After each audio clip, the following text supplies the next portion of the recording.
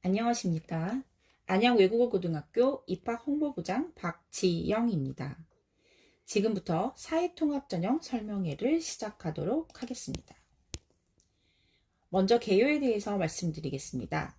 첫 번째로 안양외고 대입 결과를 분석해 드리고, 둘째로 사회통합전형 선발 인원 및 선발 방법에 대해 안내해 드립니다.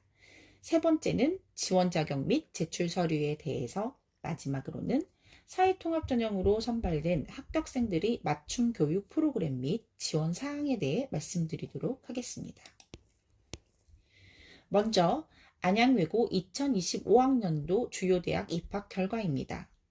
서울대는 15명, 연세대는 29명, 고려대는 33명, 그리고 유수히 서울 소재 대학교에서 이렇게 많은 학생들이 합격하였습니다. 이 결과는 90%까지 재학생들이 이루어낸 놀라운 결과입니다. 다음으로는 2025학년도 안양외국어고등학교 학생부 종합전형 합격 학과를 분포한 결과에 대해 말씀드리도록 하겠습니다. 우선 25% 어문학이 가장 많았고요. 이 중에서는 영어, 일본어, 중국어 외에 서어, 러시아어, 독어 등 다양한 어문학과로 진출하였습니다. 두 번째는 22% 경영, 경제, 통계, 세무, 물류학과의 학생들이 합격을 하였고요.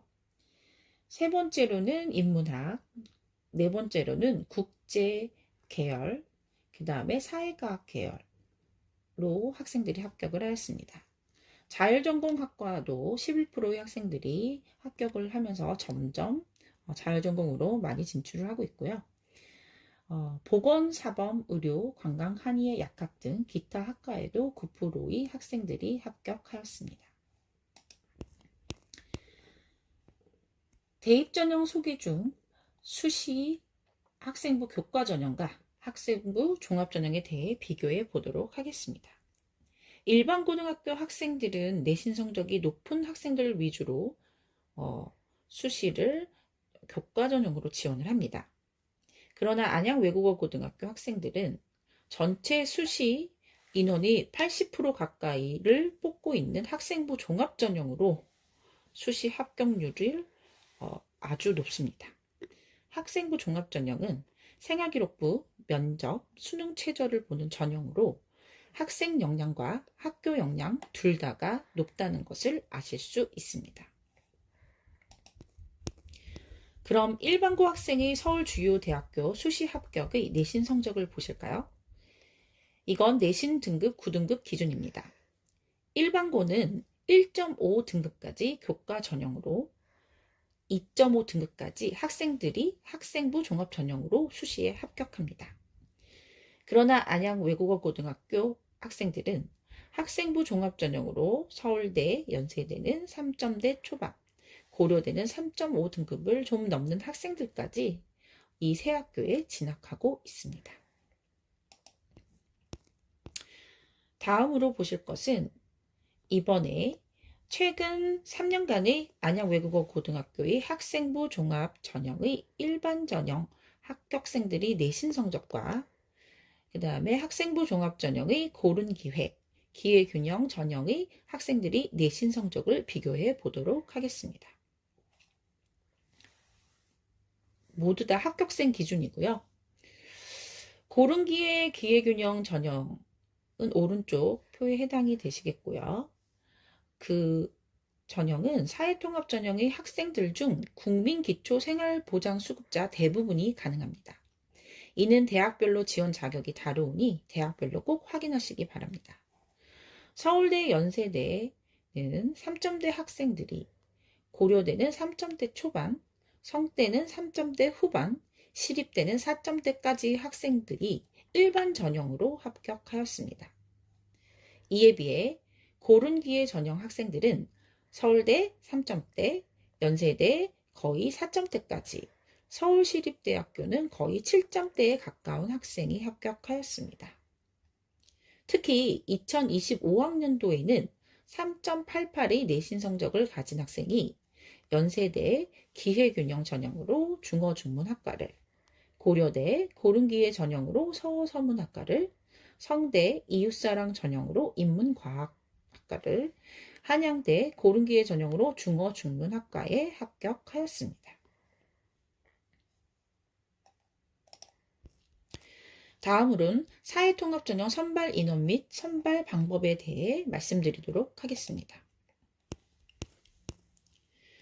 전체 정원 내 인원의 20%를 사회통합 전형으로 선발하게 되어 있습니다. 따라서 영어과는 20명, 일본어, 중국어과는 각각 16명씩 정원 내 총 52명의 학생을 선발합니다. 다음은 사회통합 전형 선발 방식에 대해 말씀드리도록 하겠습니다. 우선 모집 1단계 말씀드리면요. 모집 인원이 2배수를 선발하게 되어 있습니다. 1순위 지원자를 사회통합 전형 모집 인원의 2배수 이내에서 우선 선발을 합니다. 1순위 지원자를 선발한 후 부족한 인원은 사회통합 전형 모집 인원의 2배수 이내에서 2순위 대상자를 우선 선발하고 미달시 3순위를 선발합니다. 우선순위 모집으로 인해 지원 기회를 잃은 후순위 지원자는 일반 전형 동일 학과로 전환하여 전형합니다. 2단계 말씀드리도록 하겠습니다. 1단계 영어 점수와 2단계 점수를 합산하여 최종 선발합니다. 1순위 지원자는 정원의 60%를 의무 선발하도록 되어 있습니다. 남은 모집 인원은 순위에 관계없이 성적에 따라 통합 선발합니다. 다음은 2023학년도부터 2025학년도 사회통합전형 경쟁률에 대해 말씀드리도록 하겠습니다. 경쟁률이 조금씩 높아지고 있으나 그러나 1대1이 넘은 적이 없고요. 다 미달이었습니다.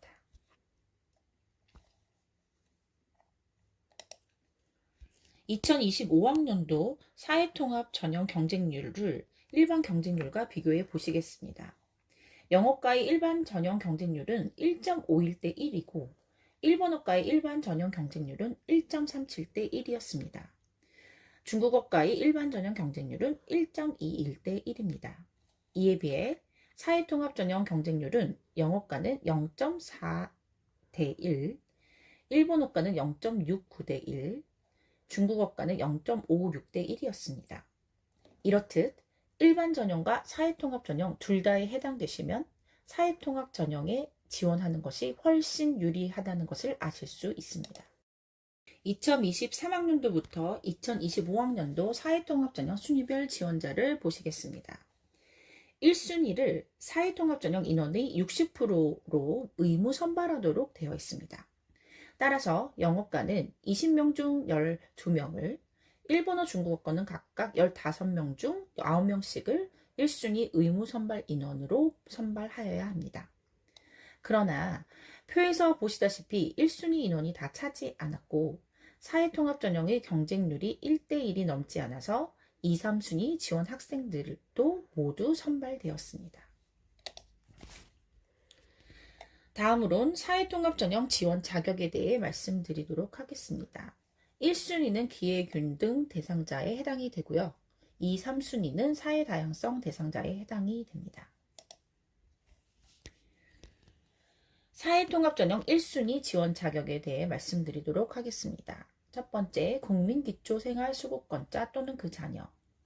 두 번째, 법정 차상위 계층. 세 번째, 기준 중위소득 50% 이하 가구. 구 차상위 계층으로 교육감이 정하는 사람 또는 그 자녀. 네 번째, 국가보훈 대상자 또는 그 자녀. 다섯 번째, 한부모 가족보호 대상자 자녀. 여섯 번째, 기준 중위소득 60% 이하 가구. 구 차차상위 계층으로 교육감이 정하는 사람 또는 그 자녀. 일곱 번째, 학교장 추천 학생. 이렇게 지원 자격이 되겠습니다. 질문이 많은 국가보훈 대상자 또는 그 자녀와 학교장 추천 학생에 대해서 말씀드리도록 하겠습니다. 먼저 국가보훈 대상자 또는 그 자녀라 함은 지원 학생이 국가보훈 대상자이거나 부모가 국가보훈 대상자인 경우를 의미합니다. 그래서 첫 번째는 부 또는 모가 국가보훈 대상자 확인원이 발급 가능한 경우이거나 아니면 학생이 국가보훈처에서 교육지원 대상자로 지정된 경우를 의미합니다. 그런데 1번 부 또는 모가 국가보훈 대상자 확인원이 발급 가능한 경우에 대해서 말씀을 드리겠습니다. 이 부분에서 질문이 많은데요. 이 경우는 보험처에서 반드시 부 또는 모의 이름으로 확인원을 발급받으셔야 합니다. 그런데 확인원 발급은 발급 전에 부 또는 모를 국가보훈 대상자 확인원으로 보훈처에 신청을 하셔야만 확인원이 발급 가능하다고 합니다. 이 점 유의하시고요. 그 다음에 또 이 경우 같은 경우는 교육비 지원은 제공이 되지 않으오니 참고하시기 바랍니다. 이번엔 학교장 추천 학생의 경우에 대해 말씀드리도록 하겠습니다. 이는 중학교 학교장 추천에 해당이 됩니다. 그래서 학교장 추천위원회를 구성, 심의, 검증 후 학교장이 경제적으로 어려움이 있다고 추천한 학생이 하나입니다. 따라서 이 점도 확인하시어 중학교에 확인하시기 바랍니다. 이제 2순위, 3순위 자격 조건에 대해 말씀드리도록 하겠습니다.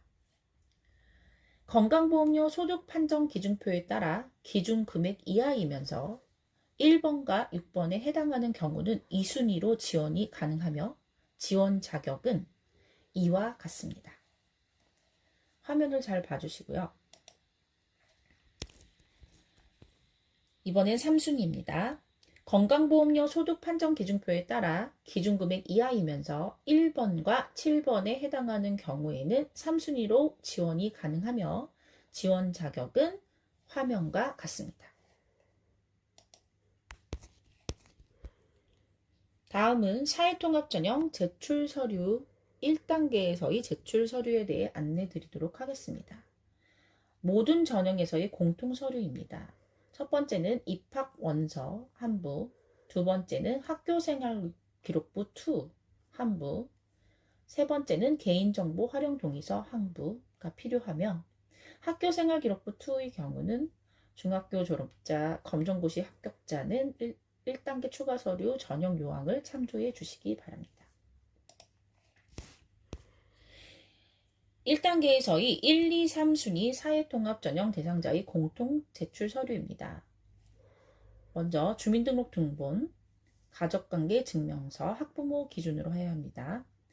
자기주도 학습전형, 사회통합전형 대상자 학교장 확인서, 자기주도 학습전형, 사회통합전형 부정입학 방지를 위한 학부모 확인서가 제출되어야 합니다. 증빙서류는 제출일로부터 7일 이내에 발급한 서류여야 함을 유의하시기 바랍니다. 사회통합전형 유형별 1단계 추가 서류 안내해 드리도록 하겠습니다. 1순위에 해당이 되고요. 1순위 첫 번째, 국민기초 생활수급권자 또는 그 자녀는 수급자 증명서를 기준 중위 소득 50% 이하 가구로 교육감이 정하는 사람 또는 그 자녀는 교육급여 수급자 증명서를, 국가보훈 대상자 또는 그 자녀는, 그리고 학교장 추천 자녀, 법정 차상위 계층 자녀는 다음 페이지에 자세히 안내하도록 하겠습니다. 그 다음에 4번 한부모 가족 보호 대상자 자녀는 한부모 가족 보호 대상자 증명서를, 다섯 번째 기준 중위소득 60% 이하 가구로 교육감이 정하는 사람 또는 그 자녀는 교육비 지원 확인서를 발급받아서 제출해 주시기 바랍니다. 사회통합전형 1단계 추가 서류 중에 1순위 국가보훈 대상자 또는 그 자녀의 추가 서류 안내해 드리겠습니다. 우선 교육지원 대상자는 국가보훈처에서 교육지원 대상자로 지정하여 통보된 자는 추가 제출 서류가 없습니다. 그러나 통보 이후에 지정이 된 경우는요, 교육지원 대상자 증명서를 제출해 주시기 바랍니다. 그리고 교육지원 대상자로 지원했는데 서류가 제출되지 않고 추후에 관련 공문에 명단이 없는 경우에는 입학이 취소될 수 있으니 유념하시기 바랍니다. 그 다음에 국가보훈 대상자 또는 그 자녀 중에서 기타 국가보훈 대상자는 국가보훈 대상자 확인원이 제출되어야 합니다. 아까도 말씀드렸지만 부 또는 모가 국가보훈 대상자 확인원이 발급 가능한 경우는 보훈처에서 반드시 학생의 부 또는 모의 이름으로 확인원을 발급하셔야 합니다.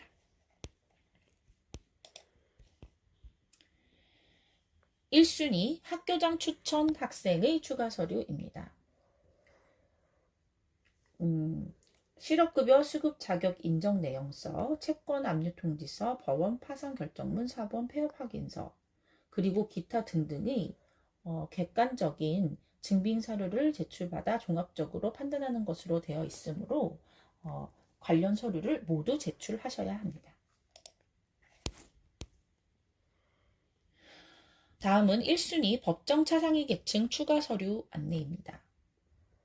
아래 표를 보시고 각각의 해당되는 사항이 확인서 내지 증명서를 제출하여 주시기 바랍니다. 다음은 사회통합 전형 2순위의 제출해야 할 추가 서류 안내입니다. 1번부터 6번까지 지원 자격에 따라서 필요한 서류가 다음과 같습니다. 이 서류를 준비하여 주시기 바랍니다.